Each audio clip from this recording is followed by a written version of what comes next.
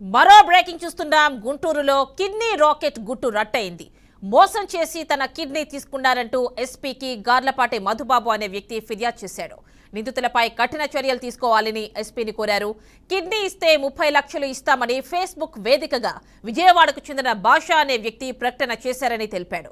ఇక ఆర్థిక ఇబ్బందుల నేపథ్యంలో కిడ్నీ అమ్ముకోవాల్సిన పరిస్థితి వచ్చిందన్నారు.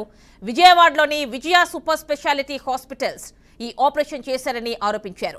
అయితే తనకు డబ్బులు ఇవ్వకుండా డాక్టర్ శరత్ బాబు మధ్యవర్తి భాషా తనను మోసం చేశారని మధుబాబు చెప్తున్నారు. తనలాగే చాలా మందికి డబ్బు ఆశ చూపి కిడ్నీలు తీసుకున్నారని ఆరోపించాడు.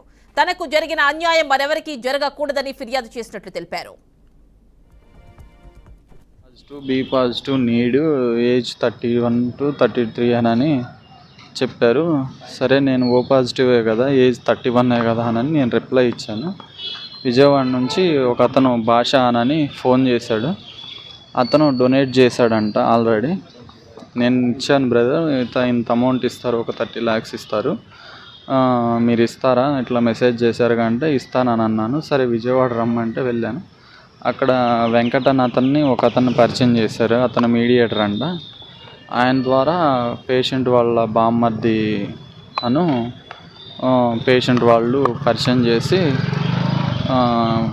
బ్లడ్ టెస్ట్లు అన్ని టెస్టులు చేయించి క్రాస్ మ్యాచింగ్ ఇంకా దానికి సంబంధించిన టెస్టులు అన్నీ చేయించి అన్ని క్రాస్ మ్యాచింగ్ ఓకే అయిన తర్వాత వాళ్ళకి అనుకూలంగా అన్ని ప్రూఫ్స్ వీడియోస్ మేము ఫ్యామిలీ ఫ్రెండే ఇక్కడే ఉంటున్నాము వాళ్ళ ఊర్లోనే అని చెప్పేసి తీసుకొని లాస్ట్ మంత్ 15వ తారీఖున ఆపరేషన్ చేసి తీసుకున్నారు.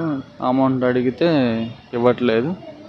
దానికి తోడు ఫ్యామిలీ ఫ్రెండ్ కింద పెట్టించాము, ఏం చేస్తామన్నట్టుగా మాట్లాడుతున్నారు.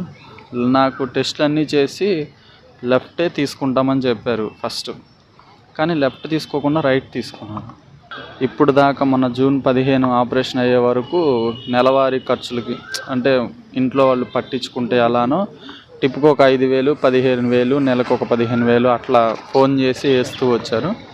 ఒక 50,000 మటుకు ఒకసారి క్యాష్ ఇచ్చారు, ఇంకా అంతే.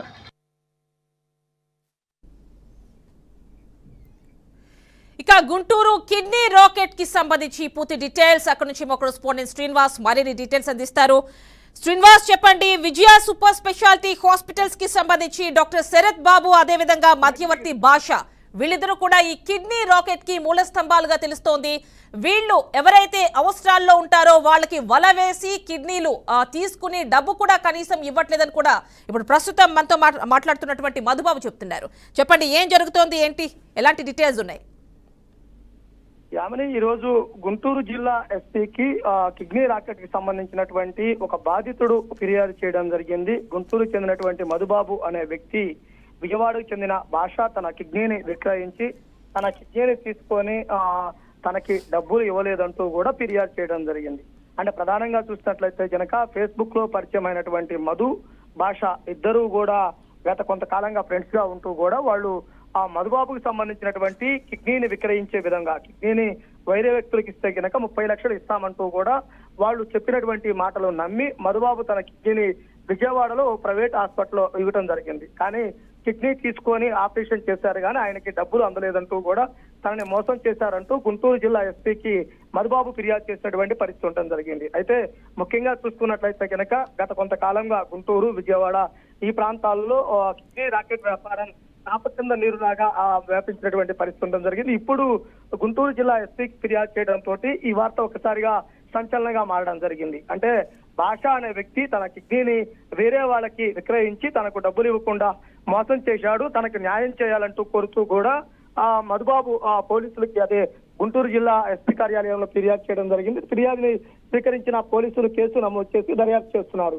అంటే అసలు తన కిడ్నీని ఎందుకు అమ్మాల్సి వచ్చింది, కిడ్నీని అమ్మాలి లేదా కిడ్నీని దానం చేయాలి అంటే కనుక అనేకమైనటువంటి ప్రొసీజర్స్ ఉంటాయి. రక్త సంబంధ వేరే వాళ్ళకి కిడ్నీలు ట్రాన్స్ఫర్ చేసే అవకాశం ఉండదు.